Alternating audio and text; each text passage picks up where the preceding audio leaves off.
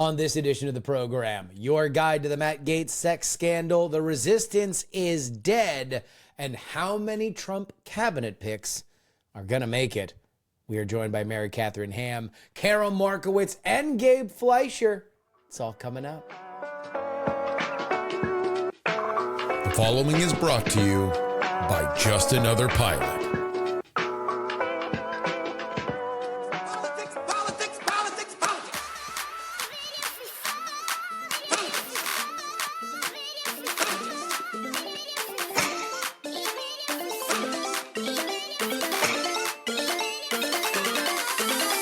Hello and welcome everybody to the Politics program for November 20th, 2024. Your old pal Justin Robert Young joining you from Austin, Texas. Oh, it is gorgeous outside. Absolutely crisp. Our newborn daughter has slept through the night for a week now. I am absolutely jinxing that. She will likely never do it again for the rest of my existence. But for right now, friends, there is some recharging. There is some resting for others, but not for the PX3 program. No.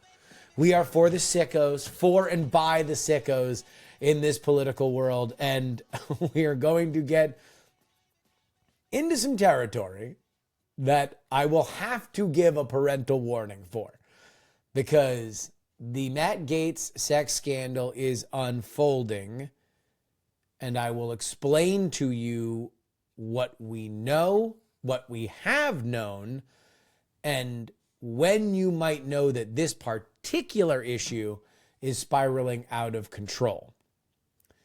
We will then welcome in two fantastic commentators in their own right that have a fantastic podcast together.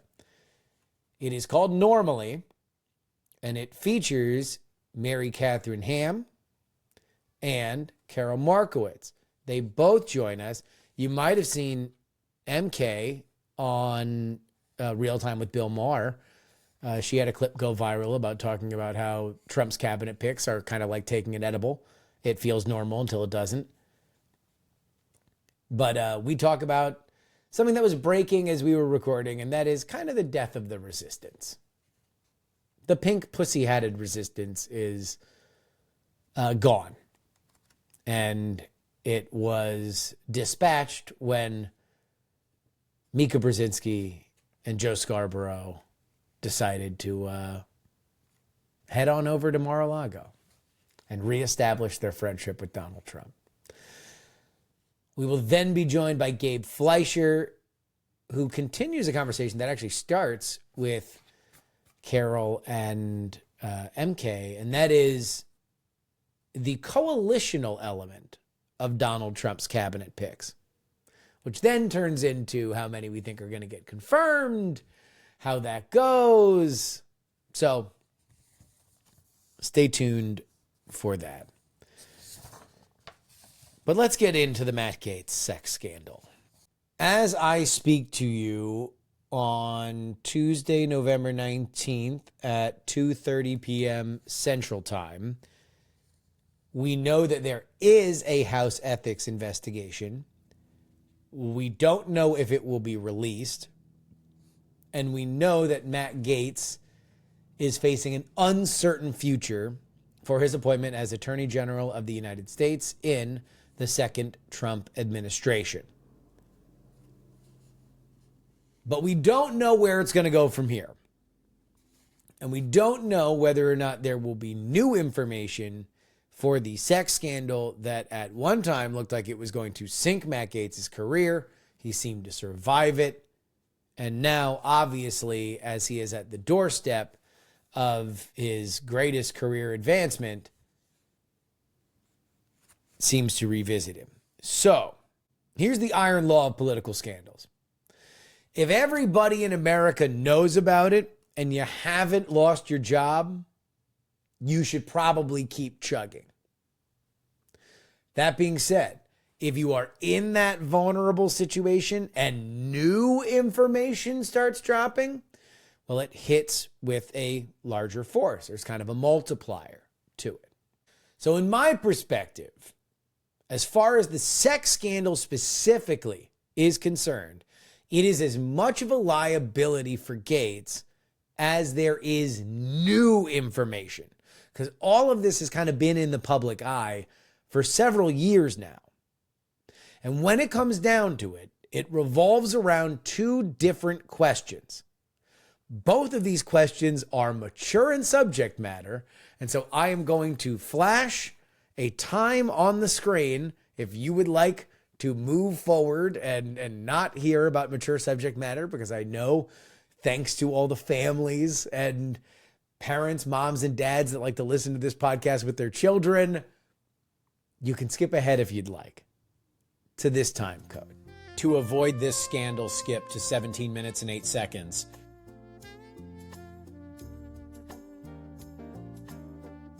Everybody gone? Good.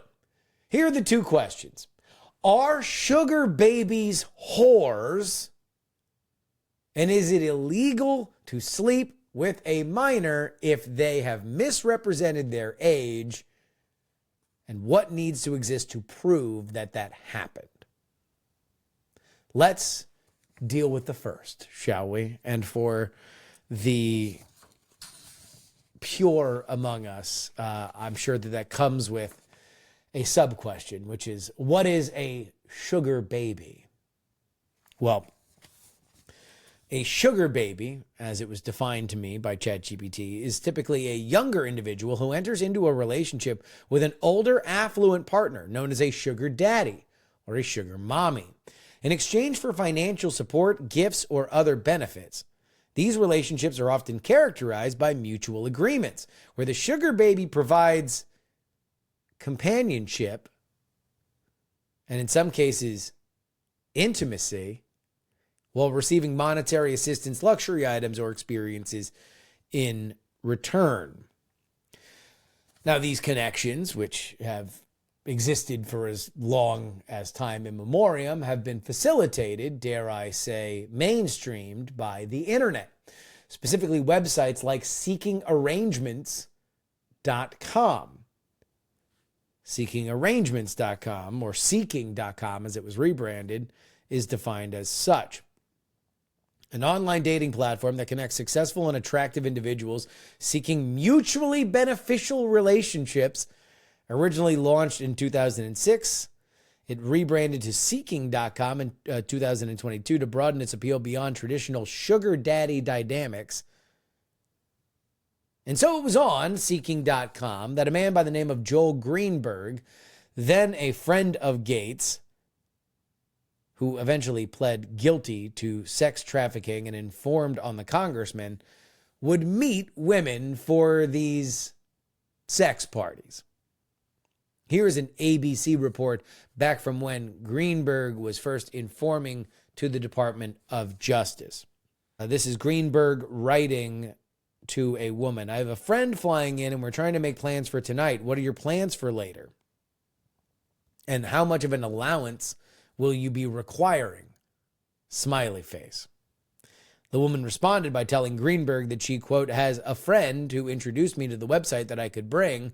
She said that she usually required $400 per meet. Greenberg then sent the woman a photo of Matt Gaetz.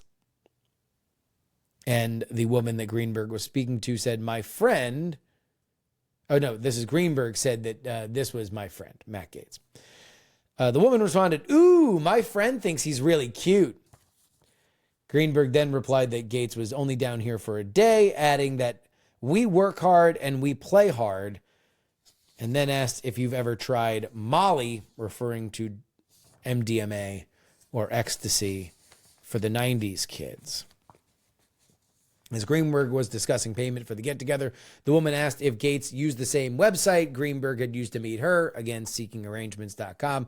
Greenberg replied, he knows the deal, smiley face, referring to the Florida congressman. The former tax collector of Central Florida then said he would book a suite downtown for the gathering. Now, let me make this very, very clear. Joel Greenberg is a dolt. He is a character in a state that has grown some of the most colorful characters in the history of politics, my home state of Florida.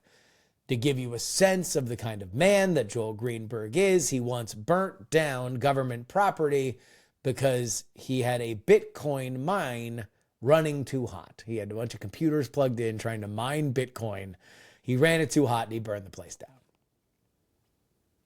So, this gets us into our question. You have a website that's built on the idea of wealthy people connecting with attractive people.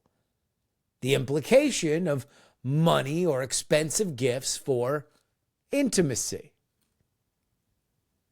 But are the sugar babies on these websites, strictly and legally speaking, whores? Women who are charging money for that sex act. And this is a very important designation because there is no law that determines how soon you can become friends with somebody. There is no law that says that your friends have to be curtailed within a certain level of horniness. And there is no law that says that you can't pay for your friend's flight to come visit you. And yet, if you fly a woman from one state to another, it is federal sex trafficking if the point of it is for you to pay for sex. Now, there is no firm answer on the question, are sugar babies, legally speaking, whores? Although Joel Greenberg did plea to sex trafficking. So he admitted that what he did was prostitution and then informed on Matt Gaetz for the same purposes. But in general, it's a moral and legal question that many affluent older gentlemen would probably never like to be resolved. However, things are a lot more complicated when one of those women is 17 years old. And that brings us to our second question. Is it illegal to sleep with a minor who misrepresents their age, and what needs to be shown to prove that the sex act happened? Now, recently, a lawyer for two of the women that spoke to the House Ethics Committee has been out doing the rounds, publicity-wise. They said the following. His clients had attended between 5 and 10 sex parties with the former Florida representative between 2017 and 2018 when Gaetz was already in Congress. Leopard says one of his clients witnessed Gaetz having sex with another woman who was 17 years old. They were at a house party in Florida. She testified that in July of 2017 at this house party, she was walking out of the pool area. She looked to her right and saw Representative Gaetz having sex with her friend who was 17. A report from the Daily Beast identified two Venmo transactions Gaetz had in 2018 with Joe Greenberg, an accused sex trafficker, for a total of $900. Greenberg then sent the money to the three teen girls in transactions labeled tuition and school. The 17-year-old in this story, who is now in her 20s, reportedly confirmed that she had had sex with Matt Gaetz during interviews with the House Ethics Committee. Now, we do have an answer to this question.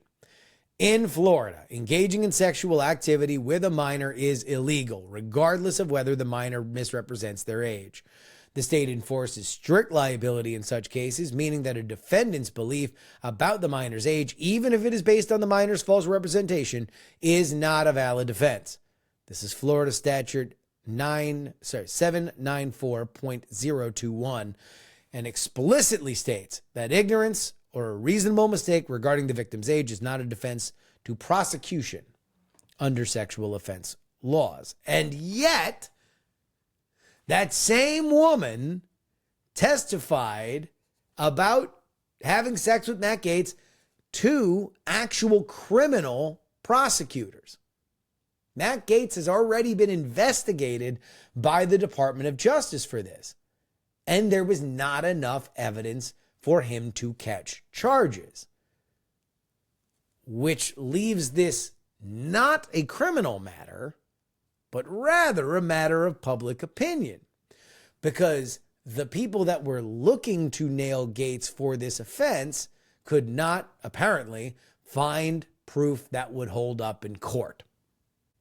So no, you cannot claim that a 17-year-old lied to you when you had sex with them. And that allegedly is what happened. There's not really a dispute here. Some of the other women and the 17-year-old herself says that she did misrepresent her age and that when she told Matt Gaetz how old she really was, he cut things off. That being said, it does not appear that there was enough evidence to say that they actually did have sex, at least in a court of law. And again, all of these facts that I have told you have been known for years, ever since Greenberg copped his plea deal and was allegedly informing to the Department of Justice. All of this has been out in the open. And so that leaves us with this question. Will there be new information? And obviously we don't know. My suspicion is there probably won't be. Because if there was new information, we would probably have heard it by now. The House of Representatives is not exactly an impenetrable box for secrets. But regardless of this sex scandal, I don't think it's Gaetz' highest hurdle for confirmation. What is far more realistically going to sink his chances is the fact that he has been a polemic bomb thrower within his own party, and he has not spared members of the Senate, those same senators who now hold his fate in their hands. We'll talk more about this with Gabe Fleisher, but first, let's talk about the fall of the resistance with the Normally podcast.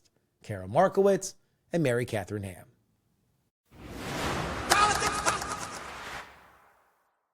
Very happy to be joined by both hosts of the Normally podcast. Karol Markowicz has been on the show before, but Mary Katherine Ham making her PX3 debut. Welcome to the show. Hi, Justin. How's it going? Hello. Thank you for having us. It is fantastic. So before we get going, let's actually talk about some of the breaking news as we are recording this on Monday, and that is that the resistance has fallen. The pink pussy hat version of Donald Trump resistance, I feel like, is done. And the moment that it fell was this morning on MSNBC, which may or may not be sold for $2,000 on Venmo at any point within the next few months. Morning Joe, Mika Brzezinski and Joe Scarborough revealed that they made a pilgrimage to Mar-a-Lago to talk about the future of America with Donald Trump. It feels very 2015, not very 2019. I'll start with you, Mary Katherine. What do you think? Yeah, look, this is like so transparent and lame.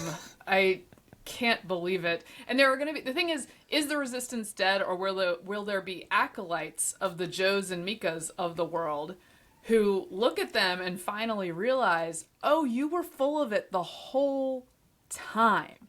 You were full of it the whole time. I do think a lot of the right word shift, or the Trump word shift in the electorate, was an electorate saying, we know you are full of it. We can see you're lying to us. And to me, this is just proof that they never thought he was a fascist. They never thought he was Hitler.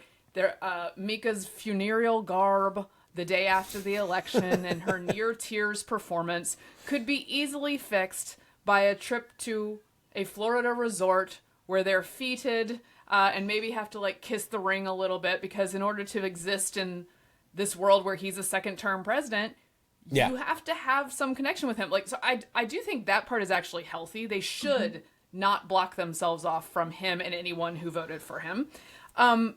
But it's just like this thing where they turn on a dime, the elites, based on what is convenient to them in the moment, and they're so self-righteous about it every step of the way, is why people don't believe them, and they will continue to not believe them.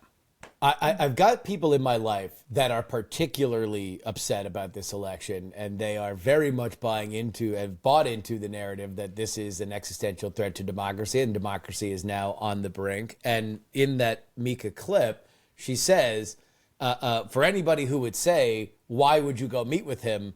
I would ask you, why not? To which I would say, your show for the past several years. That's why. Karol, what do you think? Yeah, I think what MK is saying is exactly it. Like, what is the truth with these people? Do they think he's Hitler, or do they think, you alluded to 2015. They loved him in 2015. He was on their show all the time. So which one really is it? And now I think they're going to try to straddle both of those things and kind of try to be in the middle of that. And like you said, MSNBC is in deep trouble. This is maybe a way to carve out a little bit of relevance for themselves. The interesting thing is a lot of people are not talking about it from the other side, which is why would Donald Trump meet with them? It's like he realized that this was the podcast election, right? He saw that the NBC audience wasn't going to do anything for him, and their tiny, numbers, and all of that. Why does he need them? And which brings me to one of the things that I like things about Donald Trump. I don't like things about Donald Trump. I know that that's a crazy thing to do. You have to either love him or hate him. But one of the things I always had trouble with him is how susceptible he is to praise and how much he wants to be loved, and by people who hate him and who have been terrible to him. So I hope that he sees this visit for what it was, which is, again, their last grasp at relevancy, and doesn't start to be buddy-buddy with them again, because they've spent the last 4 years basically calling him Hitler, and perhaps he should not forgive that just because they're on TV. He does love television. If there's one thing that we know about the 45th and 47th president, he sure loves TV. Mm-hmm. Everything that I felt like I needed to know about Donald Trump's relationship with the media came when his phone, his voicemail was hacked during the 2016 election, and all of the voicemails were just on-air personalities saying, hey, thanks for connecting me to that producer. Like, I got a raise, and it was great. It's like, you just know he watches TV, he finds the people that he likes, he calls them and says, hey, great job, let me know if you need to know anything. He's a New York schmoozer, which is what we've kind of always known, and I guess in that capacity, he's never going to be any different. If somebody wants to come and say, we would like to talk to you, he will take their call. I also think there is a new cool kid crew, and it is the Joe Rogans and the Dana Whites, and they are on TV in a different way, and he sort of understands that. He's not inviting Joe and Mika to UFC, right? That's not where those guys are going. So I think there's a new sort of playing field for figuring out who is the cool media figure. And I agree with you, Karol, that he is often too quick to just like, oh, are you saying something nice about me right now? Then come on down. I would like to know in that, I'm sure, off the record meeting, if he made them do any humiliation rituals, because I would just like to hear about that. But no, Bore on the floor. Bore on the floor. I was gonna say that. Yeah. The thing that I do think with all of this stuff, whether it's Joe Rogan or Trump's supporters or Trump himself, their behavior is so much more gracious than the people who've been trashing them deserve. I say that because, remember, Trump's had now 3 planned attempts on his life. 2, one where he was actually shot, another at Mar-a-Lago, and then there's a third from the Iranian regime, okay? So we know 3 of them. And the story all summer was, wait for the retaliatory violence from his terrible, terrible supporters, right? It never came. Okay? Yeah. There's no reckoning with that news story. There's no oh, sorry guys, we thought you were Nazi-like explosive, violent characters, but it turns out that wasn't true. There's none of that. And yet, what do Trump voters do? They just go vote. That was their big revenge. They went and voted. And they showed them. Joe Rogan, who was canceled more harshly than almost anyone in 2022. And what does he say when the cancelers decide that they might need him? In 2024, he says, anyone's welcome on my podcast. Come on down. And what do? They crap on him for not coming to her. It is unbelievable how nice people are actually on our side, despite how they're treated. Although, based on the Harris campaign's FEC filings, they probably would have built a set for him wherever he needed to go. They would have spent probably $250,000 to do that. So at least... he lost out on the opportunity to recreate his studio in Pennsylvania Holiday Inn. Let's talk about that UFC fight, because that was another big moment. I was shocked by the breadth of the entourage, reaching from the staid Faith and Family Mike Johnson to Jelly Roll, which was interesting. But amongst them were a few members of his new cabinet, including Robert F. Kennedy Jr., Tulsi Gabbard, and the Doge boys, Elon Musk and Vivek Ramaswamy. I want to get into this because you guys certainly have not pulled punches on your podcast to say that when Donald Trump as president makes decisions and makes appointments, you're not going to spare him your opinions. What are your takes on the cabinet appointments? We'll start with you, Mary Katherine. Yeah, I mean, I'm like Karol, like there's good stuff and bad stuff here, and I'm just going to say what's good stuff and bad stuff. For instance, Yeah. I don't love RFK or Gaetz for these reasons. It doesn't help you, by the way, to just run out the gate and be like, that guy's a clown, he's disqualified. I just don't think that kind of tone and coverage helps anyone.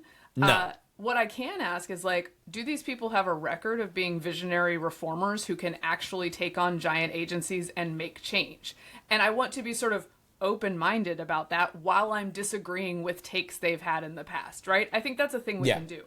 I also think that the president, especially with the RFK pick, does get to reward parts of his coalition that are not necessarily me. Like, I'm closer to a Maha mom than I used to be. Like, I'm much more crunchy than the old days.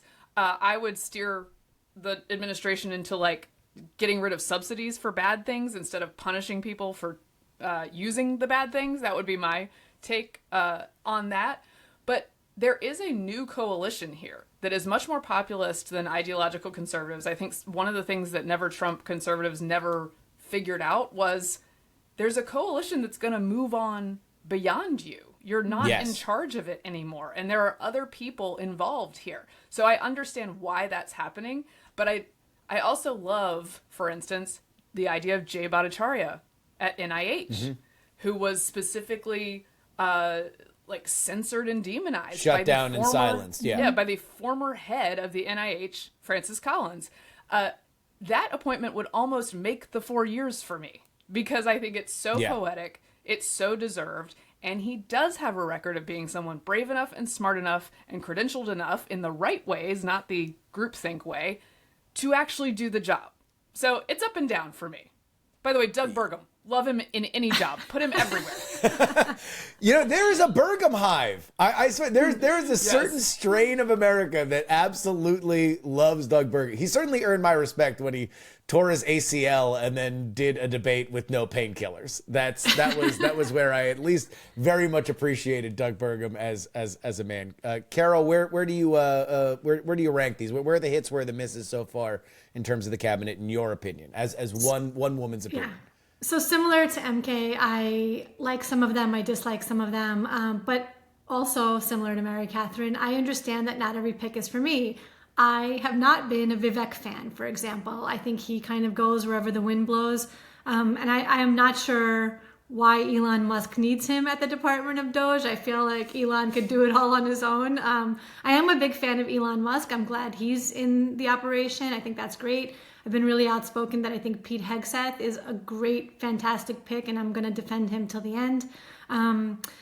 Like Mary Katherine, I'm not sure about RFK, mostly because I see him as a big lib, but, we'll see what happens. A lot of the stuff, though, right now about the food, I want to hear more about it before I really go into it. But, for example, a lot of people are pointing out that Britain has different chemicals in their food than we do. Not better necessarily, because have you seen Britain, and why have we decided to compare ourselves to British food? I'd like to kind of maybe hear more about what we're going for here, because if the answer is be more like Britain, I don't know about that. Well, I think it's important to acknowledge, particularly with the RFK thing, that a vacuum of public trust so gigantic as to be a black hole in public health was created during COVID. And so there are times where like a guy like Jay Bhattacharya is going to have to do battle with maybe a more wacky version of what healthcare policy and nutrition looks like. But the government has been wrong about nutrition for basically the last 100 years. And then you piled COVID on top of it, where a bunch of people lied on purpose to us. And so that combination is going to be really tough to wrangle into like sense-making policy. But I cannot blame people one bit for being like, we need somebody completely different here. Yeah, there's the politics brain where I'm like, well, this is kind of for somebody that in Trump, who I think rightly gets pinned as not giving a rat's ass about the party, not giving a rat's ass about building a coalition or a future. This seems more like something that he is thinking about, where his legacy, where the coalition that he is building lives on beyond him, because he's already done his last election and he's won it. But the Tulsi Gabbard and RFK picks are payback for voters who believed in him, who stepped out and voted for him because they believed in these other figures that they largely found through podcasts and new media. So it seems very coalitionally building. I don't know exactly how much trust Donald Trump has in Tulsi Gabbard or RFK. I don't know what their relationships were particularly, but I know that there's Tulsi Gabbard people who are non-foreign interventionists who very much appreciated her perspective. I think that it's fascinating that for the rightward leaning Republicans that might be skeptical of her in the Senate, she probably will get a vote from Bernie Sanders because she quit her job to support him back when she was at the DNC. But the Gaetz one is the fascinating one to me, because you knew that nobody was going to go in AG, that Trump wouldn't trust to shave him with a straight razor like those robots in Westworld. But Gaetz is somebody that's going to face a real uphill battle, and I am curious to know what is the new coat of paint. I think we're going to see a lot of Ginger Gaetz over the next 2 months. We're going to see a different version of him, because I think he already has the MAGA people. He's going to need to present himself as somebody a little bit less Molotov cocktail throwing between now and when confirmation time hits. I would just say about Gaetz, I think people, look, his moral failings, I without commenting on that part of it, or his criminal allegations, but he's a really smart guy. I think people are a little bit underestimating that he's actually quite intelligent. I've had conversations with him, I've heard him speak, and it's not, I just feel like there's a lot of like this dummy, in the media where they portray a lot of people on the right as just stupid, and they might be in for a surprise that he's not stupid and he's not going to just be, this bumbling fool who is going to miss being confirmed. Maybe he doesn't get confirmed. I mean, for sure, I understand he's made a lot of enemies and he's got a lot of problems, but the idea that he's stupid is one that people should not really risk taking. Yeah, I think one of the differences between an RFK and a Gaetz is RFK does not have as many enemies on the Hill, and in fact had left-leaning Democratic senator friends being a Kennedy for a long period of time. Yeah. He also will have I think he will have public support. There will be Maha moms ringing those phones. Yeah. And Democrat governor of Colorado, Jared Polis, came out and was very excited about this pick. Why is the Democrat governor of Colorado very excited about RFK Jr.? Because he knows where the crunchy moms are. Yep. And yes, Colorado. They are his constituency, so he understands this. So I think it's an underestimated coalitional part for that reason, and I think will probably make more noise than more effective noise than the Gaetz supporters, because the Gaetz supporters, everyone knows which way they're voting. The crunchy moms are a little bit more tricky. And to the UFC fight, I thought, first of all, UFC is fantastic. It's been based for so long, and I've enjoyed it for years. I enjoyed it especially when Dana White decided everyone says sports are not possible in 2020, and I say they are. Yeah. And here's what I'm doing. We're getting a whole island, and we're going to call it Fight Island, and we're going to fight. And my husband and I starved for sports entertainment, watched every single one of those fights, and he was demonized, and it was called terrible, and he and the SEC football did the right thing in 2020, and they are being rewarded now because, by the way, a bunch of elite libs children are going to the SEC now because they were like, oh, this seems like a more fun place to be than the Northeast. The chickens are coming home to roost, and I'm enjoying it so much. And Dana White deserves every penny of the rewards that he's reaping from this. What I thought was interesting is when John Bones Jones does the Trump dance and engages with Trump after this win, he's like, John Bones Jones, gives him the who belt. don't watch, is like the GOAT of mixed martial arts. I think Democrats should be worried that this might signal what they call for the wonky folks a preference cascade, which is to say a bunch of voters, particularly in minority communities and working class communities, who had been told it's not allowed to support someone like Donald Trump, and then a lot of them did a little bit secretly. They see John Bones Jones and they watch UFC and they go, maybe this isn't off limits anymore. And so I don't know if that can exist beyond Donald Trump, but it should be worrying to Democrats. There's no doubt that that was a pop culture moment. I was trying to think, I did a little exercise on my Substack this morning of just trying to think of what the equivalent events would be for previous presidents. Like what would Donald Trump walking in with this like 18-person entourage, including a billionaire, the Speaker of the House, 2 popular recording artists, blah, blah, blah. And it's like, they were all bizarre. It would be like Obama coming into the NBA Finals when the Heat were playing the Oklahoma City Thunder, or like George W. Bush at the Daytona 500. And like those made sense. A president attending those events made sense. The entourages, you can't match up 1-to-1. You can't match up, really the only one you could is JFK in 60, and Bobby Kennedy's there too. Brand new Gotta world. have a Kennedy. You gotta have a Kennedy, apparently. If you can get Bobby Kennedy there, then it's a party. Karol, I wanted to follow up with you. The last time you were on this show, you were talking about the Jewish vote. This was, of course, before the election. You made the assumption that if 28% of that vote in, I forget if it was nationwide 30. or just Pennsylvania. It was 30. Oh, yeah. It was, No, sorry, go ahead. There was 30 nationally. That would be the line. I know that it has been a hobby horse for you to attack the exit polling because you think that the vote was higher. It makes no sense. Yeah. Yeah. Lay it out for us. So what I said on the show last time was that Donald Trump got 30% of the Jewish vote in 2020 nationally. And I predicted an 8% jump, which most people thought was low. You and I agreed that that was a pretty big jump for any electorate. But I actually think he went over that. I think he's in the 40s. There's still going to need to be a real breakdown of the numbers. But the exit polls that had him in the 20s did not count California, New York, or New Jersey. Oh, no, California, New York, or Florida. I was like, which Jews did they count? Like Utahns? Like who else is there? It's all the Kansas Jews, yes. Right. And those are going to be conservative. So I really don't know who they counted to get into the 20s.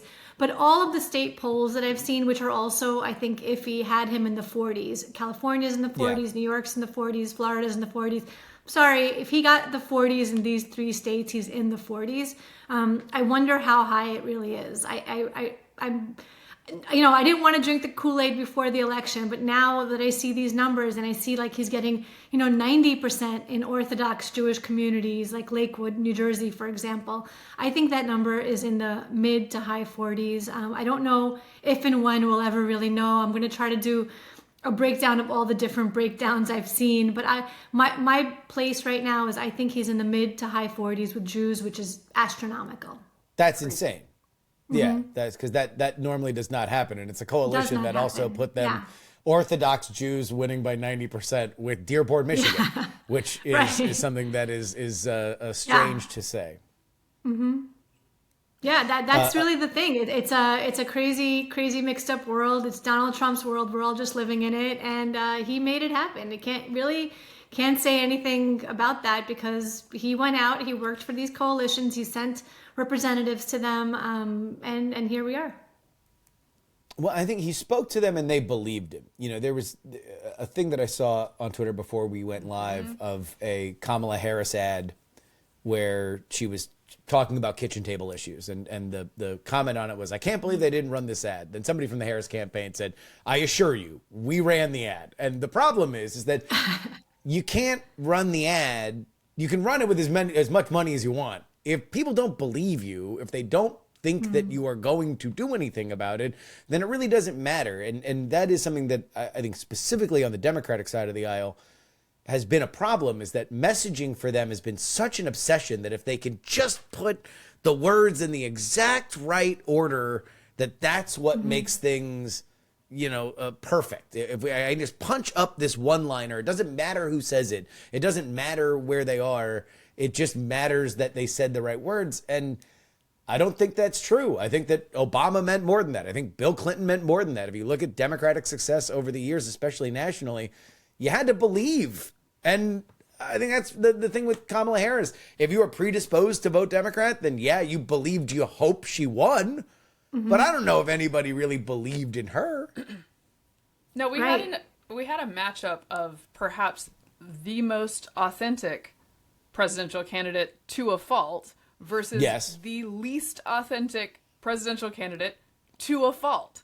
And I think that people often will choose an authentic person who they don't even like, who is maybe against some of the things they believe, over a person who is transparently inauthentic. And there just was nothing there. And then she came up in a Democratic Party that had learned, please see the Mika and Joe arc that we just talked about, that whatever we do, we can change our mind at any moment and tell these people to believe it because we're in charge of the information flow.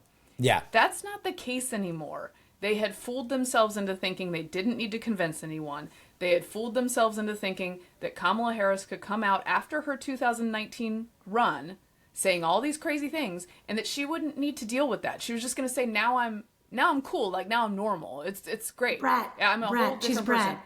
I'm not going to answer for any of that, but I'm going to just tell you I'm normal. And the people most dedicated to losing in the future on the left are telling you that should have been good enough. It's not good enough. It's not good enough. Yeah, and that's the question is where now?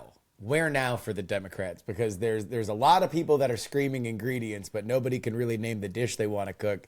And we're gonna spend the next 4 years figuring that out. But they really got to get their ducks in a row in the next 2 years. I think the primaries on the Democratic side are going to be pretty wild. A lot of folks, especially on the Republican side, who are going to look at it and they're going to say, like, well, good luck, because we just went through this over the last few cycles where we had the wide diversity of opinion of the party was all equal and everybody got to say whatever they want. But I think that you're going to get some hardcore socialist people that are now unmoored by the idea that they need to play within the mainstream structure. I think you're going to get establishment Democrats trying varying different flavors of it. And I think, and this is something I want to put here on the record, I think you're going to get some out and out blue anon people that are like the election was rigged and CNN changed the lights to make Joe Biden look bad, and that's the only reason why he dropped out. Like, I think that there's a strain of that is active enough online in the same way that it was active enough online on the right that you can't help in these low turnout elections when all you need is 50 signatures to get on the ballot. I think that you're going to see stuff like that going forward. But let me ask you guys this. This is the last thing that I've got on my mind. The concept of a mandate is something that has been talked about. And it feels like every president, when they win, because winning the presidency is really hard, they claim a mandate. But where do you think Trump's mandate is here? He was the first Republican to win the popular vote since 2004. They held the House when they were not expected to hold the House. They won the Senate, but not by as much as they could have in some of these split ticket states. Karol, I'll start with you. Where is the mandate now? So I don't know that I believe in the concept of mandates because, like you said, winning the presidency is really hard, and that is the mandate. Once people vote for you, that's your mandate to do what you have been elected to do. He won by a lot. It was a real sweep, and I think he gets to do what he's told the people he's going to do. So again, I don't think people should be surprised when he tries to enact the things that he ran on. And for a lot of people, I would say that they hope that he does try to enact the things that he ran on, and he doesn't get distracted, and he doesn't have scandals, and he kind of, keeps his eye on the ball and keeps the squad that was elected with him around him. I think that's the hope for a lot of his electorate. Yeah, I think I'm in agreement with Karol about sort of the concept of a mandate. You don't hear about the mandate and whether anyone should care about the mandate when Democrats win, because they're just like, we get to do what we want. Obviously, we won. So I don't think it's really, like, obviously there have been times in history, George W. Bush notably misreading and trying to do Social Security reform, which I heartily backed and will never be upset with him about, because if we had done it, we'd be on a much better place right same. now. Mm-hmm.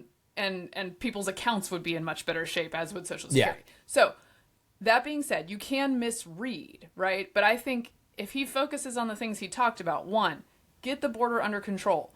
Get those deportation numbers, I joke that they should frame it this way, up to Obama numbers. We want to be doing Obama numbers, okay? Yeah. And Tom Homan, who he's appointed to head that effort, was under Obama. Obama hit like 2.5 to 3 million, right? You could get in a range that would make people go, okay, things are moving in the right direction on this. Internationally speaking, foreign policy speaking, there's already talk about implementing the former standards on the Iranian regime. I think that would serve to quell their sort of actions through all their proxies all over the Middle East, and would help us move in the right direction for security. So that's just like, and then save the Trump tax cuts in January 2025. And that requires Senate and House. So that one is going to be a little more complicated, but they run out in January 2025, and that has to be dealt with, or else people's taxes will go up just by default. So those are three things that I think he's sort of on the right track. I would say the tax cuts are probably the biggest thing. That needs to happen immediately, and that's where you got to start looking at some of these appointments out of the House and say, like, well, how fast do you think you're gonna? I mean, like, right now, when you're screaming for Laura Trump to be named to the Senate in Florida, Marco Rubio's seat, Ron DeSantis is not exactly your best friend, but you're really gonna have to rely on him to run the hurry up offense with some of these replacement elections. They got to start the clock immediately if they want to make sure that they have their majority to pass those. The foreign relations thing that's the most interesting to me, because I could see a world, who knows, right? Foreign relations is very tricky, but that you see some element of formalized de-aggression pacts, if not peace agreements, in both the Middle East and in Ukraine within the first 100 days of Donald Trump's presidency, because they both seem more ripe for it than they would otherwise. And maybe, having people that aren't too busy thinking about playing Rocking in the Free World in Kyiv would speed that along, would maybe make it go a little bit faster as opposed to slower. But yeah, I tend to agree with you with the mandate thing. It seems like it's such a weird obsession that only happens with the political class when you want to negotiate the ambition of the incoming administration to be like, oh no, well, you shouldn't go for whatever you want because you don't look at the numbers. You don't have enough of a mandate. If you would have had, maybe if Carrie Lake was a senator, then you'd be able to put the tax cuts in, but not now. Right. It's like, well, the numbers are the numbers. They're going to do whatever they want. And I would encourage everybody to go and subscribe to Normally, because I have subscribed to it, and it is a fantastic show, and we would like to thank both hosts for coming on. Again, Mary Katherine Ham and Karol Markowicz. Thank you guys so much for coming on. Thank you, Justin. Sure, thank you for having us. This is your update brought to you by TakePoliticsSeriously.com. That's where you support this show.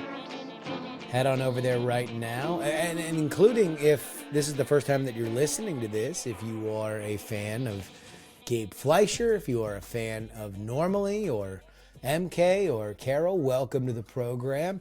Head on over there right now. If you just, for the cost of your email, you can get access to the show for free.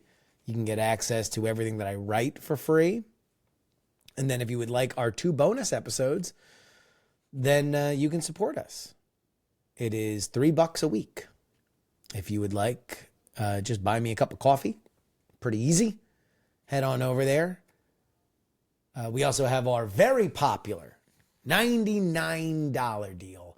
We have made the price cut permanent because I believe in you, the American people. I believe that you deserve a few extra dollars in your pocket. Back at Patreon, that used to be $156 a year. $99 here. I'm taking a big haircut because you guys deserve it. 150 episodes of the show for less than $100. Head on over there right now. TakePoliticsSeriously.com. But now, for some of the news we didn't have a chance to get to, Selzer, the renowned public opinion pollster whose work has defined decades of electoral analysis, is retiring from electoral polls. Over a year ago, Selzer said in a column in the Des Moines Register that she informed her bosses that she would not be renewing her contract when it expired in 2024, signaling a shift to other ventures. Of course, Selzer released one of the more comically wrong polls in the final closing days of the election, one that showed Kamala Harris leading Donald Trump by 3 in Iowa. Suffice to say, it was only off by 17 points. But it will not be the Iowa caucus without having a Selzer poll in 4 years. It's going to be quite a different landscape. She really has been part of that culture for a very, very long time. This was her quote in her farewell column. Would I have liked to have made this announcement after a final poll aligned with Election Day results? Of course. It's ironic that it's just the opposite. She did not say that this was the reason why she was leaving. This was, in fact, didn't have anything to do with it. She had already made the decision to leave. But I think the world of polling will be poorer. It'll be poorer without Selzer. And I said that during our Carl Allen episode.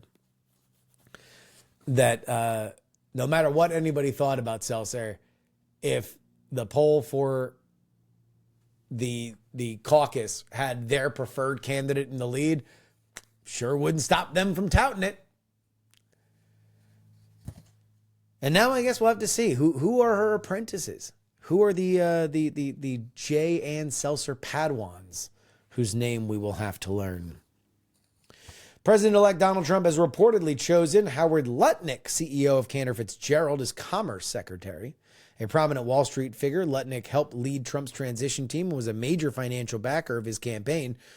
Known for rebuilding Cantor Fitzgerald after 9/11, Lutnick had no prior government experience, but advocated for reducing regulations, enacting tariffs, and supporting the crypto industry. His role would include overseeing key trade and economic agencies. Lutnick was a former registered Democrat who became a significant Trump mega donor, driven by Trump's stance on Israel after October 7th. A formal nomination announcement is forthcoming. Lutnick was also in a bit of a tug of war. Some of the more MAGA forces believed that he should get the role as opposed to a more establishment name, and it looks like they have succeeded. Elon Musk at the forefront of that. Finally, Manhattan prosecutors have rejected President-elect Donald Trump's demand to dismiss his criminal hush money case despite his White House victory, according to court filings. Manhattan District Attorney Alvin Bragg opposed tossing the conviction, but agreed to delay sentencing to address unprecedented legal issues raised by Trump's return to office. Bragg left open the possibility of halting proceedings until Trump's departure from the White House in 2029. Of course, Trump was convicted of 34 counts of falsifying business records tied to hush money payments to Stormy Daniels. Trump denies the allegations, while the charges could result in prison time for the two-term president. First-time offenders often receive lesser sentences. Trump's lawyers have invoked presidential immunity and the Presidential Transition Act to seek dismissal.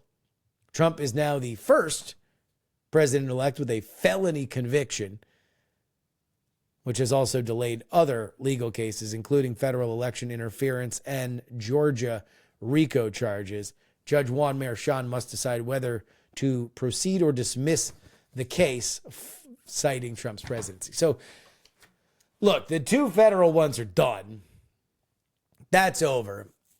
And while Fani Willis was reelected in Fulton County, I have a hard time seeing that case going forward. A reminder, and this is something that I have brought up a lot, Fani Willis brought 2 massive RICO cases around the same time. One was against recording artist Young Thug and his YSL label that she claimed was a violent street gang. And one was against Donald Trump. Obviously, the Donald Trump case has had its challenges with Fani Willis's relationship to the prosecutor at the forefront of it. It was nearly dismissed at one point. But the Young Thug RICO case had been ongoing. It started before the Trump case and lasted all the way through it. Young Thug reached a plea deal that saw him serve no jail time. The entire RICO case fell apart. I don't think Fani Willis is a serious DA in this case. RICO cases are very hard to prove. Very, very hard to prove. To the point where, and I think rightly, to the point where you need your ducks all the way in a row. And similarly to the Trump case, the Willis DA's office initially had a bunch of co-conspirators flip. And you thought, oh, wow, she's great. She's got this case, you know, she's in a good position. Guess what? It didn't come through for her. The people that she made deals with didn't cooperate with her. And so everything fell apart. And I would suspect that it'd be the same for Trump, but we'll see where that one goes. That one's out of federal hands, although obviously federal guidance will be taken under advisement for state cases. But I suspect Trump's legal issues are behind him. That's your update. TakePoliticsSeriously.com. It's where you need to go if you want to support this show. Again, for only $3 a week, you can get 2 bonus episodes each and every week, including on holidays. You know, like all these other podcasts, man, they're going to be taking weeks off. Not your boy. Not your boy. The episodes might be a little shorter, but they will be there for you. And our $99 deal, over 150 episodes of the show for less than $100. TakePoliticsSeriously.com. And now to Gabe Fleisher.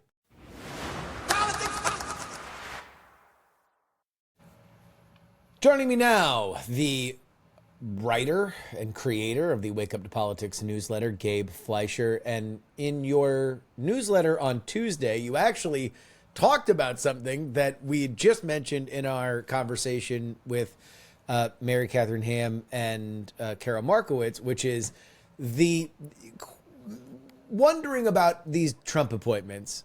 And the thing that I wound up coming to is that for somebody that Trump, who has gotten the reputation for not caring about the Republican Party, I think it's a fair judgment that he has not exactly an institutionalist. He was not a young Republican growing up. No.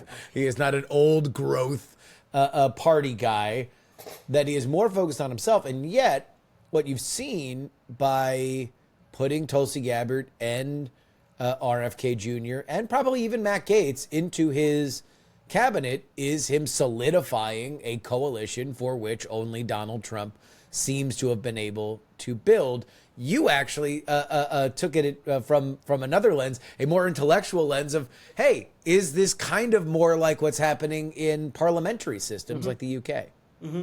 Yeah, I mean, I think you're right. I don't think Donald Trump, I think the evidence is clear Donald Trump does not care so much about the long-term kind of growth and future of the Republican Party, but he does understand politics, I think, very clearly through a transactional lens. Yes. I mean, I think, if you read Confidence Man, Maggie Haberman's book about Trump, he grew up in this kind of world of New York City kind of machine politics. Yeah. That is kind of his conception of politics, with these kinds of bosses, and they all control different wards, and you have to trade between them to kind of stitch together a coalition. And I do think that is kind of how he understands politics. That's how he's kind of crafting his cabinet. The people who have done stuff for him, he's rewarding, and he's making sure all the different kind of coalition, all the different factions that kind of brought him to victory, get rewarded. It's not too dissimilar, frankly, from his first administration too, which was this kind of like Frankenstein, multi-headed power structure of kind of, globalists and nationalists and moderates and kind of more, kind of America First people and kind of all these sorts of different, from, Jared Kushner to Steve Bannon. But I think you see it even more clearly in this administration. Kind of, he's rewarding, the kind of what I've kind of talked about as kind of Bernie Trump voters. Yeah. He's kind of worked really hard to bring into his coalition with RFK Jr. and Tulsi Gabbard. And then yet at the same time, you have Tulsi Gabbard as DNI and then Marco Rubio for Secretary of State, like almost as completely opposite foreign policy philosophies as you can have in one kind of cabinet. You have kind of, we saw just this morning, Tuesday morning, Howard Lutnick chosen as Commerce Secretary, kind of representing the Wall Street types. You have kind of Burgum and Scott Wright, kind of more, also kind of big business, big oil, big tech, which kind of Vance also represents. So you see Trump kind of looking around at the kind of coalition that brought him to power, seeing the different kind of important factions that kind of brought him there, and kind of giving out spots accordingly. The one thing that is different than 2016 is that 2016, the selection was people that he brought to Washington physically, that would like drive in his car. Mm-hmm. That's the Bannons and the Kushners and stuff like that. Mm-hmm. And then it was the selection of like what you would find at a DC Safeway, right? So you have your DC moderates, your DC globalists, your DC, what made for radicals. Now he's bringing people that have been exiled from polite politics. And I don't think that there's anything that you could say about Tulsi Gabbard and RFK Jr. that would be other than exiled from politics. They certainly have not had any kind of home. They were both actively run out of the Democratic Party with some of their top operatives. Like Liz Smith spent most of her year destroying RFK Jr. That was her job. Her job was to run him out of the party. She did. Whether or not we will find out that was a good use of her time, we will have plenty of time to debate. But this is a more non-traditional selection group, which I do think reflects what Trump believes, which is that the populace is not along with what DC has done.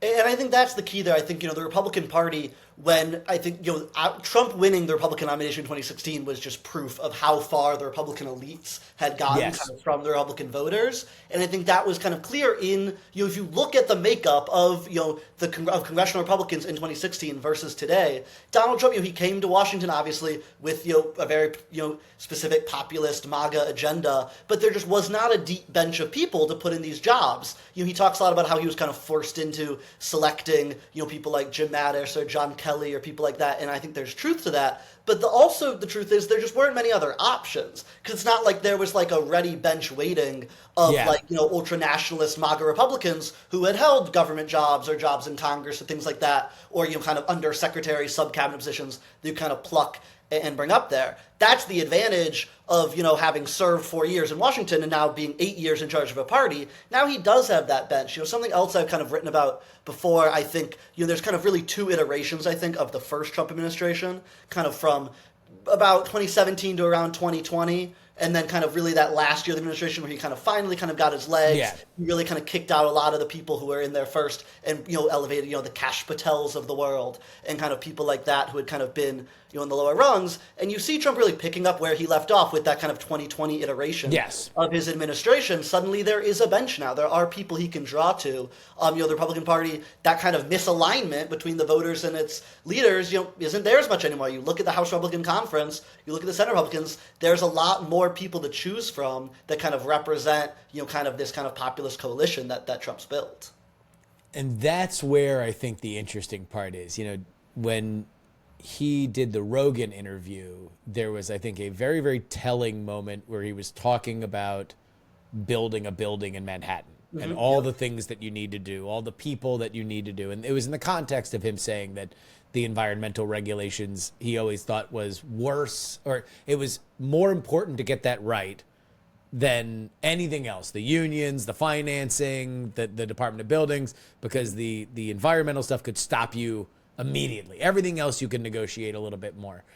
And that's how I've always thought that Donald Trump thinks of everything as a real estate deal. Yeah, like that there is, you just find the people, what are their pain points? How can we make it right? Let's move it forward. I wonder with this, and especially as you look to see the appointments on this, how he is going to do it, especially with some of the more controversial ones. If you were to say, rank the top 3 that you think are going to have the hardest time getting confirmed, who would you say? I mean, number 1 is Gaetz. I think, not you personally pissed off everybody in DC. Right, exactly. That exactly. isn't We could his talk best about friend. Yeah. Precisely. Yeah, I mean, we could talk about the House Ethics Report, and we could talk about allegations about sex trafficking, and there's all that, and those are things that it is objectively true would sink a cabinet nominee in any other era. But just the reality is, a lot of Washington hates him, and a lot of Republicans hate him. And a lot of the Republican senators whose votes he needs, he has spent years just needlessly, trashing them in public. Yes. Dozens of them. And so that's going to be a tough confirmation fight. I think, a lot of people don't think it'll even make it to the floor. There's the last time a cabinet nominee has actually been rejected was John Tower, I believe in the 1980s. For defense secretary. So it's been decades since nominees actually made it to the floor and been rejected. Normally they just get withdrawn before then. I think a lot of people expect that'll happen with Gaetz, just that the bad blood is too much between him and too many Republicans. And, we already, there's a lot of Senate Republicans. Whether or not the Ethics Committee report gets released publicly, I think is kind of besides the point. We already see the allegations are starting to dribble out. We already know that. And then either way, the Senate Judiciary Committee, if they get their hands on it, it's just going to leak. In some ways, it's even worse to come out this way than publicly, because it's going to be like the drip of every day we're going to get a new tawdry detail. So I think he's definitely and this is the news that is breaking right now. I think the other ones, is that, Altam Beasley, a hacker alias, has accessed some of the unredacted testimony. I was looking to see whether or not that was an anagram for Kevin McCarthy. Apparently is not. But suspect number 1. We will see. I don't know. And I talked about this at the beginning of the podcast, which is we're going to eventually come back to the same issue that we had initially with this Matt Gaetz thing, which are, this is what a hell of a way to end a crazy year. But the central questions of the Matt Gaetz thing are sugar babies hookers? And can you be criminally liable if you sleep with somebody that misrepresents their age? That's essentially the key elements of this. And Great then whenever you would, really I know, right? But it's that's where we are. That's where we are with Matt Gaetz. Now, I would disagree with you in that I think that Donald Trump's going to force this to the end. I think he is going to say, look, I won the popular vote. I want Gaetz. Gaetz is going to, I know for a fact that there's going to be no special counsels about random stuff that happened 4 months ago when Matt Gaetz is the head of the DOJ. He will be recusing himself from nothing. He will be, coming in with a sword and shield, and that will be that. But if we're going to put that aside, who are your other 2? Because I think that there's probably 3 or 4 that are at play. Gaetz, I think we agree with. That is the number 1. Yeah. But who are the next ones? I mean, I think the next 2 most difficult confirmations, I think I guess we'll see what happens with the Pete Hegseth allegations. I think that, I think I think RFK Jr. probably can make it through. I think there was obviously a lot of stuff out there about him, but I think ultimately to make it through. I think Tulsi Gabbard. I think there is a lot of Republicans very suspicious of her. Just her foreign policy philosophy is so far from if you take the median Senate Republican, what they think about Russia, about China, about Syria, about all these different things, it is so far from where Tulsi Gabbard is. Doesn't mean obviously I think at the end of the day a lot of them will bend and confirm her, but I think that will be a pain point. And then Hegseth, I think we'll kind of just see, what more comes out if, will we see public testimony from this woman who has made allegations of sexual assault against him? Not that would necessarily sink his confirmation, but it could make it a lot harder. I think I would say before that, I would have said RFK Jr. and Gabbard as the other two. Yeah. Now with that allegation, maybe I would say Hegseth and Gabbard as the two next most difficult. Hegseth, to me, I would bet on getting confirmed, mostly because he has the hallmark, he's a young guy, he's a personable guy, he's been on television, he knows how to schmooze, he's got the trademark. Sat down with we hear that he sat down with Susan Collins for an hour and a half, and then Susan Collins comes out and says, after speaking with him, I feel like there's a lot of misrepresentation, blah blah blah. He's going to be a voice for veterans, and then we go on. That to me feels like it will thaw, especially when not that nobody they even need wants Susan Collins' vote. Importantly, exactly, yeah. They have a nice cushion. Yeah. Where they don't even need, the Collins, it's more whether a Bill Cassidy or someone like that is saying that, they could lose Collins, Murkowski, and be fine on any of these. I'm curious to see what the beautification tour is going to be, because I do believe for all of them, they're gonna need to be in DC more, and they're gonna need to do a little glad handing. There's gonna be, Sure.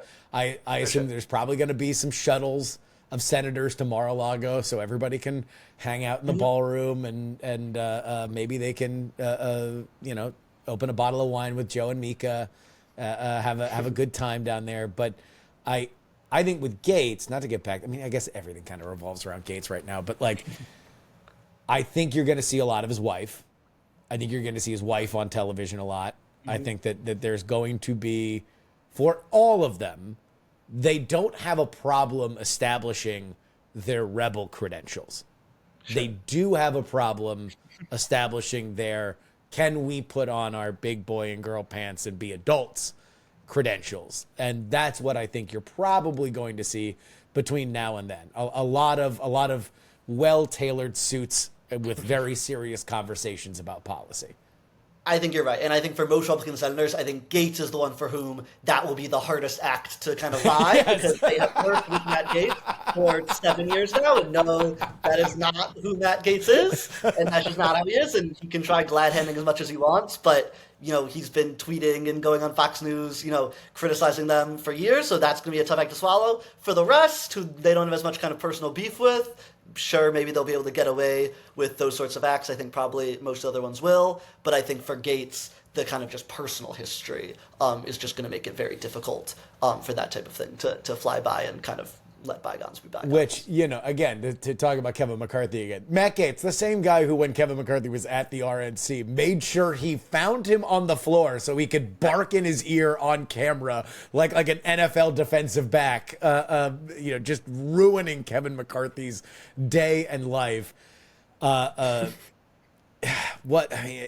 It's the question then becomes, what about the recess appointments? Because if Trump really, really wants this, does John Thune, the new Senate Majority Leader, want to start off his tenure telling Trump no, even if he's just delivering the message? Yeah, I think that's the key question. I do think, it'll be a lot easier. Do I think Matt Gaetz, or maybe even someone like Tulsi Gabbard, has 51 votes right now, to be confirmed? Maybe not. But that is a much different question than is there 51 votes to recess with wink, wink, nod, nod, we know recessing means these people get confirmed, but it's not like Susan Collins. There's no roll call sheet that actually shows Susan Collins, yay, next to Matt Gaetz' name. And so I think you're right. I think that is the critical question. I was very interested to see, Jane Mayer of the New Yorker, and then Punchbowl News has also confirmed it, reporting Mitch McConnell, as we know, kind of a fierce institutionalist, someone who also Trump has not been careful, has been really kind of willing to kind of just offend and criticize McConnell as well as his wife. And just in the last few weeks, in the last weeks of the campaign, Trump, was mocking McConnell for endorsing his campaign. So someone that Trump has really kind of needled to the end. McConnell saying there will be no recess appointments. Obviously, Mitch McConnell is not the Senate Republican leader anymore, so it's not strictly up to him, although you do need 51 votes to adjourn if the Democrats force a vote on it. And I do think, someone like Mitch McConnell, that's going to be he'll be a fascinating figure to watch in the next few years in votes like this, because not only is he a strict institutionalist, and so he'd be very averse to anything that kind of smacks of giving up the Senate's power when it comes to nominations, but also when you think of people like Tulsi Gabbard, he has said explicitly that he will make it his mission of his last few years in the Senate to try to weed out kind of the America First kind of isolationist kind of faction of the Republican Party, which now seems to be, frankly, the majority faction of the Republican Party. But McConnell's obviously not, is still resistant to accepting that. And he has said that will be his guiding kind of role of these last few years in the Senate. Is someone who's saying that then going to kind of roll over and make Tulsi Gabbard Director of National Intelligence? Maybe. Mitch McConnell's rolled over for a lot in the last few years. But, I do think he'll be someone to watch. And a lot of these kinds of, the recess appointments things, it kind of lands on this kind of exact kind of intersection of where a lot of these Senate Republicans already have ideological issues with a lot of Trump's picks. But these are people who have been in the Senate for decades and are really protective of the Senate's kind of advise and consent role, and are going to be very, even a John Thune, who I think probably would do it at the end of the day if Trump makes them. But, this goes against every bone in their body and be a very difficult fight. And will just make life hard for them because, these are people who love the Senate and kind of hate giving up any kind of inch of power to the president. But at the same time, and this is where I want to kind of pivot this conversation, is that on some of these, is Bernie Sanders going to not vote for Tulsi Gabbard?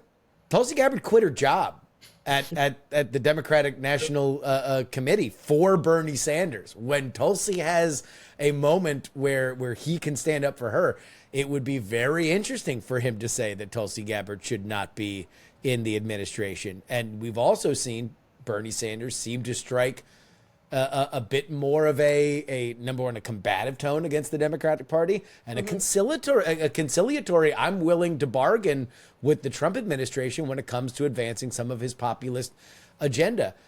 Where if we're going to take this coalitional thing and say, okay, well, the Trump administration is giving these things to these elements of people that voted for him, I think that the inverse is true in a zero-sum world like representative politics, where the Democrats have not done a good job of keeping their coalition together. And I wonder whether or not there are going to be some, certainly in the House and maybe in the Senate, where on some of these kind of 50-50, red meat populist sort of positions, that you're not going to get a little attrition. I think that it's been under-discussed whether or not the Democrats are going to be able to stay together. I certainly think you're right in terms of kind of the broader kind of coalition points. I was kind of looking for my kind of Tuesday newsletter, looking at, kind of talking about the Trump cabinet as this kind of exercise in coalition management and comparing it to the Biden cabinet, which if you kind of take the same approach of looking at the Democratic Party as really these kinds of, multiple different tents of kind of, labor Democrats, kind of real Joe Biden kind of people of, kind of more, green Democrats and kind of the Bernie Sanders mold of people like Michael Bloomberg, you kind of have this whole tent. Now also obviously like the Liz Cheneys of the world.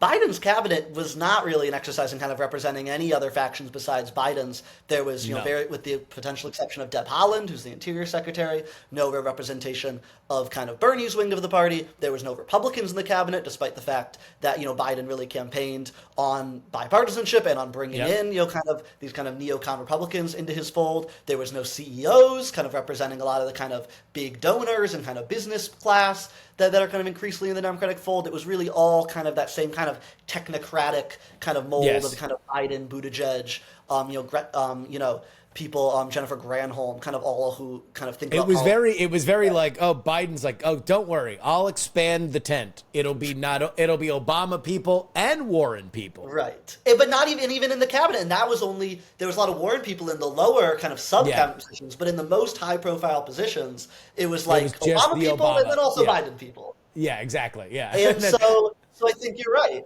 I do think, that's going to be a challenge for the Democrats, and you're already seeing some Democrats trying to kind of make moves to kind of broaden the tent, and then you see the kind of immediate blowback they get when you see a Seth Moulton try to say, maybe we shouldn't take the, really kind of small minority position on whether transgender, female athletes should be playing women's sports. And then you see immediate kind of blowback. Or you see Jared Polis saying, actually, I like Bobby Kennedy. Yeah, actually in Colorado, the way that I've won is by winning a lot of these kinds of Bernie Trump voters, these kind of crunchy kind of voters. Like, those are key to my coalition in Colorado. Maybe we should be, not banning vaccines, but also maybe not mandating them. And then you see immediate blowback. I think same thing would happen if Bernie, I think with Gabbard, I think you're right. Obviously, she put a lot in the line for him in the past. Then again, I think, Bernie's foreign policy is complicated, but at the end of the day has, I think, migrated to a much more similar point, frankly. I mean, not on Israel, but in terms of supporting Ukraine and things like that. Yeah. Much more kind of establishment Democratic point, where I do think, a lot of the stuff with Gabbard and Assad and Russia will make that a difficult vote for him. But you're right that those are voters, all of these people we're talking about, Tulsi Gabbard, RFK Jr., Elon Musk, Joe Rogan, obviously Donald Trump himself as well, but we'll put him in a different category. These are former Democrats. Yep. These are people the Democrats have lost. And you look at, I think there are a few Democratic politicians across the spectrum reaching out and trying to say, ringing the alarm bells, maybe we need to start winning these voters back.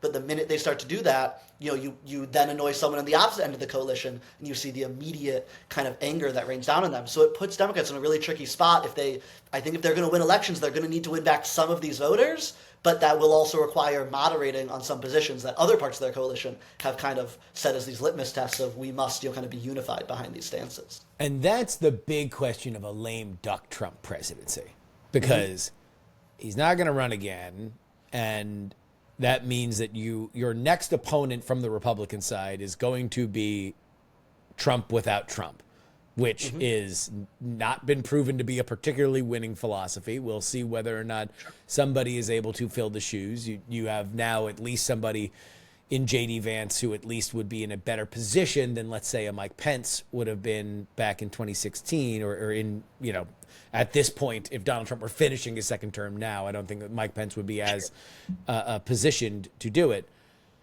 But I do think that there's going to be a little bit of a temptation for anybody who wants to run in that center lane, or anybody who wants to establish their populist bona fide credentials, to look at some of those. Talk to Alyssa Slotkin, talk to Tammy Duckworth, talk to Jackie Rosen, talk to Ruben Gallego, who went from being the true blue progressive that Arizona needed because Kyrsten Sinema was too weak-kneed and too much of a capitulator, to being a border hawk by the end of that election.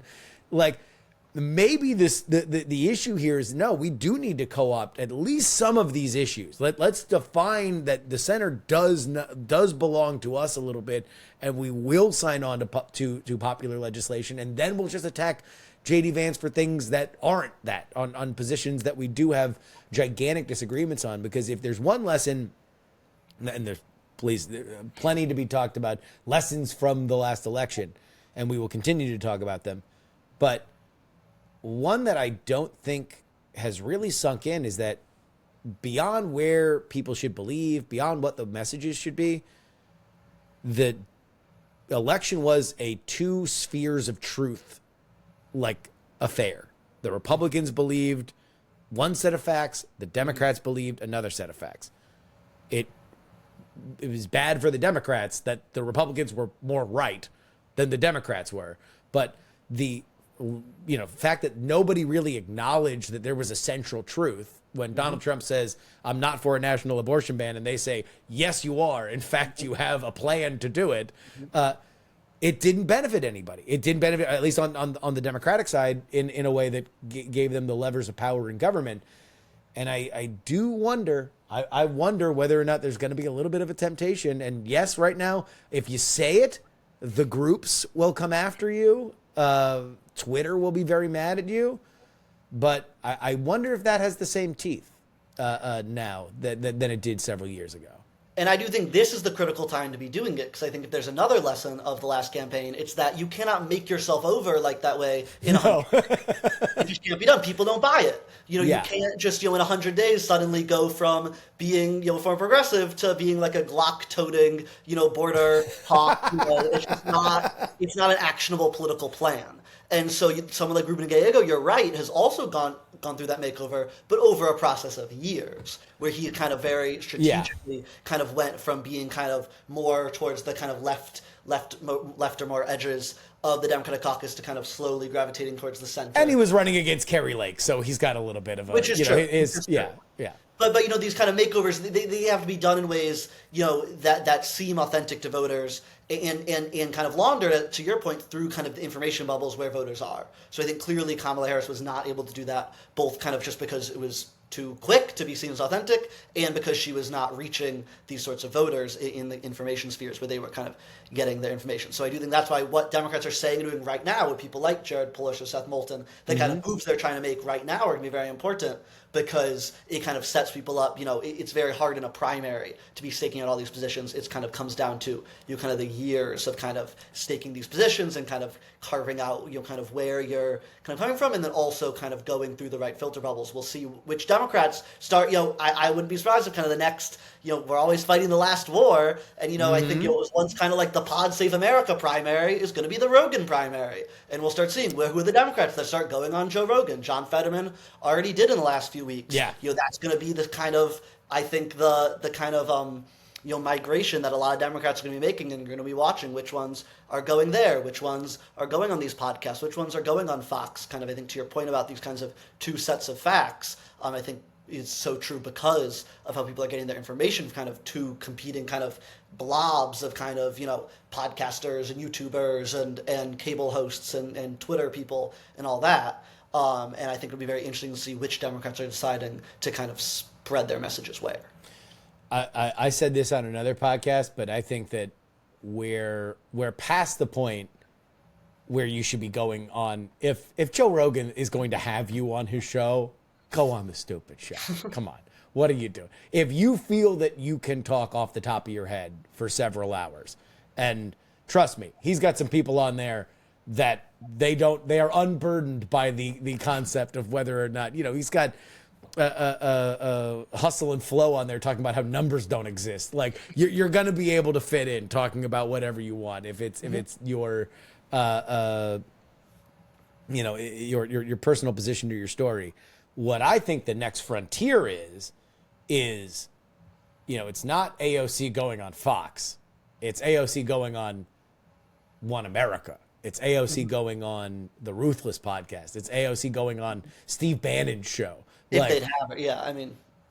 I mean, and if she says I want to be on, the natural pull for clicks is always going to be the forbidden, is always going to be the like, oh my God, can you imagine?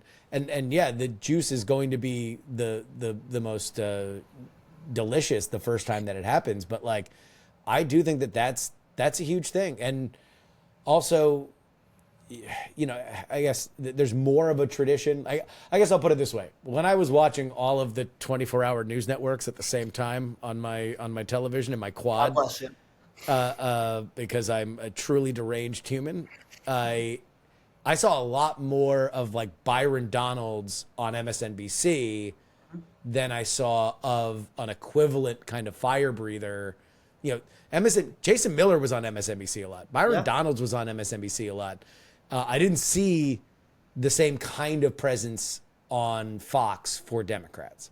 And I think it just brings up these kinds of questions that Democrats are now, these kind of uncomfortable questions Democrats will be wrestling with. I mean, the reason why Bernie Sanders got so much blowback when he went on Joe Rogan in 2019, 2020 was because, Rogan, had kind of made statements about kind of transgender people that a lot of Democrats objected to, that people viewed as anti-trans. And so it's these questions of, whether, AOC going on these platforms, she would get a lot of blowback from people. I think Democrats have spent the last 4 years not only on that issue, but, obviously building up Fox and Steve Bannon certainly as, these enemies of democracy. Yes. And then the question is, then how do you make that transition from calling someone an enemy of democracy to trying to court votes and clicks on their platforms? I think it's doable and it can be done, but it's a really uncomfortable pivot Democrats not necessarily going to have to make, but Democrats will have to think through. And I think some of them think they have to make if they're going to reach those voters, that they kind of can't, a party that just lost all three,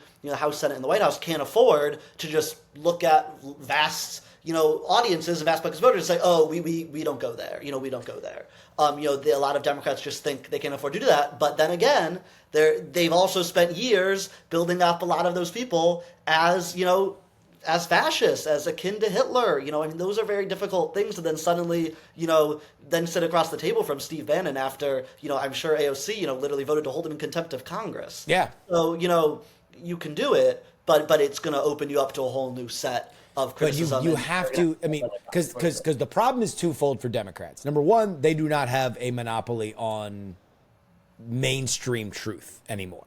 There was a point in which, if we agree that mainstream political organizations at least tilted center left, as I believe it did for the majority of my upbringing, and then probably tilted a little bit more as the internet fractured things and they were looking to find their subscribers and find their audience. Now that not only isn't the case, but Democrats materially have done themselves harm by believing it is the case.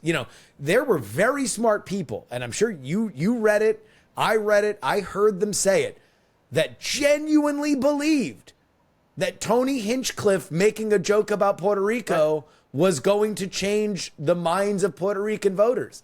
Not only was that wrong, it was hilariously wrong. And it never sat right with me to begin with, because I'm like, really? All Puerto Ricans are as tuned in as I am to knowing who Tony Hinchcliffe is and seeing it and watching it and having it laundered. I'm like, maybe if Bad Bunny puts it in his IG stories, there's going to be a little bit, but like that anyone's going to have that kind of reaction. But no, it was top down. Like, we're hearing on the ground that Puerto Ricans are very, very mad. And it's like, when you look back at it, what was it really? Like 2 Associated Press stories and a bunch of MSNBC segments, and that made them believe that they were coalitionally in the right to win an election. They have to understand that they need to get out of that bubble. They need to talk to other people. If I can make a book recommendation, the book I'm reading right now is called The Other Divide, and it's about kind of saying the kind of primary divide we always talk about in American politics is left versus right. But the other divide that deserves a lot more attention is engaged versus disengaged. And I thought it was very interesting. One of their kind of markers of engagement, and actually not just engaged, but they actually say not just engaged versus unengaged versus disengaged, but it's the deeply engaged versus everyone else. That there's a bigger gap between the engaged and the deeply engaged than there is between the somewhat engaged and the unengaged. But anyways, one of their marks of deep engagement is this belief of confidence that small events will have huge consequences, that every little thing will kind of matter so much because you're in this kind of bubble of deep involvement and you're watching all these kind of, small little, movements, and you're convinced they'll have this huge effect, but actually no one is paying that much attention to them. And I do think one of the kind of tensions for Democrats that this election really drew out, and I think it's part of why this book, I made me think of it because of that point about the Tony Hinchcliffe case, which I think is a perfect example of that. Yeah. But I think why this book I think is very important reading after this election is because I think Democrats for a long time kind of coasted by on winning a lot of the disengaged vote of people. A lot of them kind of young people of color who were not that involved in politics and were actually frankly kind of somewhat culturally conservative and socially conservative, but kind of when they didn't always vote, but certainly didn't vote in midterms, but if they did vote, would vote for Democrats in the presidential level. And that's changed. And then they're left with this kind of deeply engaged kind of cohort that not only is not enough to win elections, but also like actively hurts your ability to win elections because they're so engaged they don't even realize how far under the sand their heads are that they go convinced of this exact kind of one of these markers of deep engagement that all these small events will have these kind of huge tectonic consequences when in fact almost none of them do, and they don't realize just just how far in engagement they are from the average American, from people whose votes they used to win, but have just traveled so far from that. They not only can they not win the votes, they don't even understand what these people are paying attention to, how they're consuming news, and what events are actually kind of making a difference for them. I think this is the end of the era. I think the era ended on election night. I think that they're, and it's weird to say with Trump's 4 years still there, but I do think that Trump's 4 years now are going to be the precursor to whatever comes next, because I'm of the belief that this next election is going to look very different than the last one, not only in terms of party coalitions, but also in terms of media. Like, I think that if this was the podcast election, it doesn't go back. Right, we don't go back to saying, okay, well, now the New York Times matters, and now CNN matters, and now network news matters. When you have major donors from the winning party talking about selling off the spectrum for television so you can maybe create more wide broadband, and it doesn't get pushback like it's psychotic, we're in a very, very different place. And I think that coverage is going to be a lot different, and it's just, I don't know. The question for all these politicians are going to be, well, where do you think the future is? Because you got to start doing that dance now, or else you're not going to have one. And that is where I do think it'll be fascinating to watch some of these kind of younger politicians. I mean, it's true, I think this kind of future, it's not that difficult to kind of see coming when you see, the median age of like all three cable news networks. It's like 75, 76, and 77 or something like that. And so I think, for a Joe Biden or a Nancy Pelosi, they're right in there, a little bit older, in fact. And so they, that is how they grew up consuming information. That's how they came up in politics consuming information. That's kind of par for the course. I think, then you see the median age of like a podcast listener it's something like 35, 39, something like that. And so I think, watching where the politicians who are actually of that generation, you see what AOC's been able to do with Instagram Lives and kind of with Instagram stories. That's going to be, I think a big, the Democratic politicians and Republican politicians who can kind of come across as authentic on a platform like that are going to be very critical. The ones who can kind of comfortably sit across from a podcaster. I remember there was like the kind of period where Joe Biden, when he was still in the race and he was doing all these TikToks, and I saw a lot of Democrats talking about it like, it was this great success. And I would watch them, and it just like came across it was just so cringy. I mean, watching him, like, it barely seemed like he knew the video he was recording. He just didn't know what he was supposed to do in that format. Even Kamala Harris, would not really come across oftentimes in that format. Did you read the thing with the Subway man? Yes. Yeah. The Subway interview man? If folks are not familiar with this, there's a guy who does interviews in New York City who interviews people on the subway, and it's become a place where a lot of celebrities like to do it now. It used to be just regular people. Now it's celebrities, and they give their hot takes on something. And so number one, and this is just emblematic of the Harris campaign, is like they flew all these influencers to the DNC, and then they made them do their like location specific TikToks in hotels in Chicago. So the Subway Takes man had to do it with Tim Walz, where they had to put subway sounds behind them so he could give his take. And they never did one with Kamala. And apparently the reason why was because they pre-negotiated a question, which the Kamala team changed at the 11th hour. The one that they went with was, but bacon is a spice. But the Subway Takes man is Muslim and doesn't eat pork. And so he's like, I don't feel comfortable doing this. And they just spiked it. It's like, oh my God, etch it in the side, like a hieroglyphic. So you can warn future generations, regardless of language, what not to do in a political campaign. And meanwhile, they, put a lot of resources into this, like, Kamala HQ account, which was, funny and cute and got a lot of follows and likes, but just, like, no evidence it was reaching any sort of voters beyond, people who are already, I guess, very brat-pilled, if we're going to... But, they take this picture, this celebratory picture after losing the election, and they're like, we changed the game. And it looks like a Sarah Lawrence dorm floor to begin with, and then it's like, to what? To what? You got a bunch of people who already agreed with you to...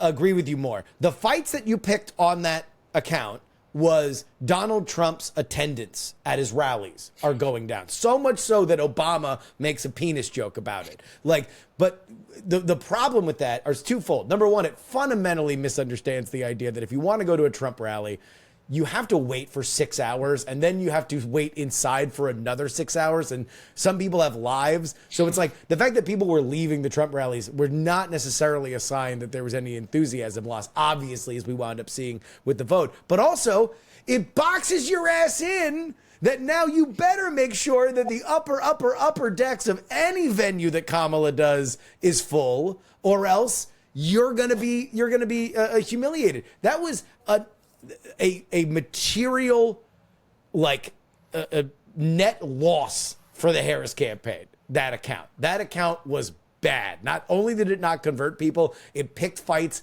that were unnecessary and actively harmful to that campaign. F- to all of you. You changed no game. Changed the game. Yeah, and I think, you talk about the subway ticks thing. If you reading that article, it was the same kind of thing, if you remember from the Hillary campaign, when there was 16 layers or something they had to go through to send every tweet. And yes. It's that same kind of layers of bureaucracy. And I think ultimately, the candidates that are going to succeed, if we're moving away from cable news and moving away from, the New York Times having any sort of gatekeeping power and towards TikTok and podcasts and Substacks and things like that, it's going to be the candidates who themselves can authentically engage on these platforms, who can, talk 3 hours, no notes. Something Kamala Harris was not able to do, something Joe Biden was not able to do, something Hillary Clinton was not able to do, and no layers of kind of staff approving questions or approving tweets or anything like that can solve for, whether or not you can have a candidate that can authentically communicate on these kinds of new emerging platforms. I think both parties do have politicians who can and politicians who can't. And I think the kind of emerging media environment is going to favor, the J.D. Vances and Pete Buttigieg's of the world who really just who can just talk and can laugh and talk and joke. And kind of, however much Democrats tried to paint Vance as weird, was clearly not an assessment that the voter base bought. And because they are able to connect in platforms like that, and candidates who are so stilted, and that was able to get by if you just needed to sit for a friendly interview with Rachel Maddow or something like that, that's just not going to cut it anymore in kind of the primaries and general elections of the future. I think purple state politicians, people who have actually had to fight, who have actually had to claw, which is why the early odds are out for 2028, which I know is psychotic. But I'm like, look, bet deep value on Warnock, deep value on Kemp. And the reason why is just because those guys have fought and they've decisively been able to turn out people. They know who votes for them. They know who doesn't vote for them. They know who might vote for them. And they know how to speak to all three. And that's going to be huge going forward. Because, like you said, with J.D. Vance, all right, yeah, he have to couch, or he's weird, blah, blah, blah. Those were surface level things. He didn't. It was a Twitter thing, which talks to you about the engagement thing. It's like, okay, so if you were engaged in this meme, the idea that you could spread it wide is ridiculous. But also, it shows you the difference between him and Kamala Harris in that J.D. Vance was willing to go on any platform and discuss his journey from not believing in God to believing in God, the most personal thing that you can possibly talk about in our culture. He was like, here, let me walk you through step by step of how I was an atheist and now how I'm a devout Catholic. Kamala Harris couldn't explain 2019 to 2024. Yep. And she didn't have any interest in doing it, which tells you the whole tale. All right, well, we're going to have a lot of time to go over all of this. I just, for audio only listeners, when I mentioned 2028 odds, Gabe's eyes went wide in horror. At least let us get the winner. Let us get a winner of recuperation before we even think about that. Please, Justin.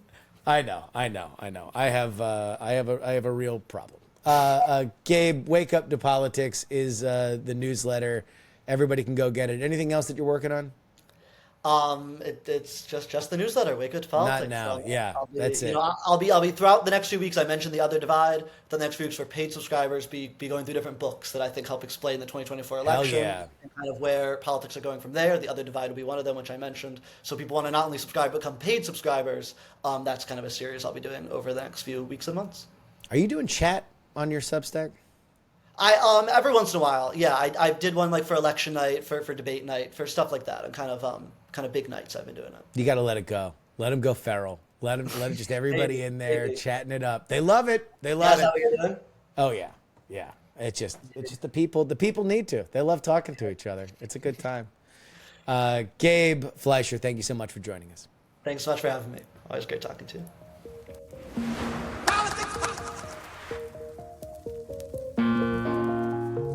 And that'll wrap it up for us today. Politics.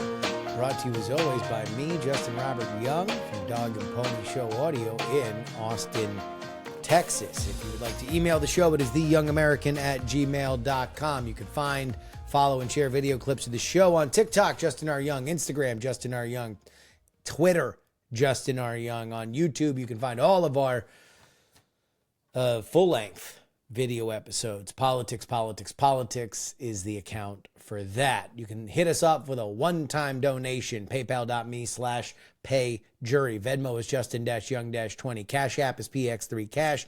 And you can send me anything you'd like in the mail. Post Office Box 153184, Austin, Texas 78715. Again, that is Post Office Box 153184, Austin, Texas 78715. Of course, you can always get our bonus content at TakePoliticsSeriously.com. Paying members, you guys get 2 bonus episodes each and every week. That is $3 a week. For the price of a cup of coffee, you get 2 bonus episodes.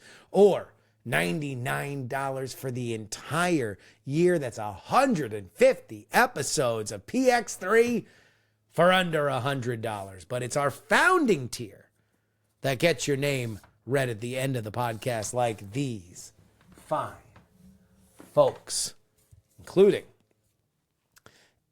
L3PO, Peepaw, Scott, Middle-Aged Mike, Tom, Sarah Jeannie, Jeremy, Pro Idiot, Chiller Tomatoes, oh yeah, it's Adam, Neil, AB Puppy, Dr. Whiskey, Michael, Fat Tony's PJs from New York, Will, The Borge B, Matthew, Matt, Andrew, Edwin, Sam, Andrew, Phil, Edison, Devon, Paul, a dog named Checkers, Gloria, my loving mom, Jerry, Trucker Leb, John, Berkeley Steven, and Zombie Doc. You want your name read at the end of the show twice a week.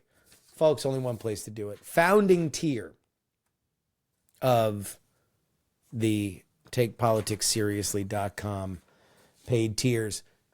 On Thursdays for the paying members. Friday, we will be joined by Kimberly Leonard of Politico. She is among the more sourced and plugged in reporters on Florida politics, and I got a cajillion questions about Florida politics right now. What is happening with the governor's race? Is Laura Trump as senator to replace Marco Rubio a feasibility? Is DeSantis now banished to the phantom zone that Susie Wiles has ascended to the highest point of power that she could possibly ascend to? And so much more. But that's Friday. Till then, this is your old pal Justin Robert Young saying, some shows talk about politics, others talk about politics, and still more discuss politics. But this is the only show that dares discuss.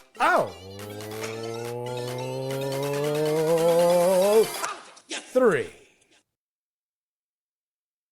Diamond Club hopes you have enjoyed this program. Dog and Pony Show Audio.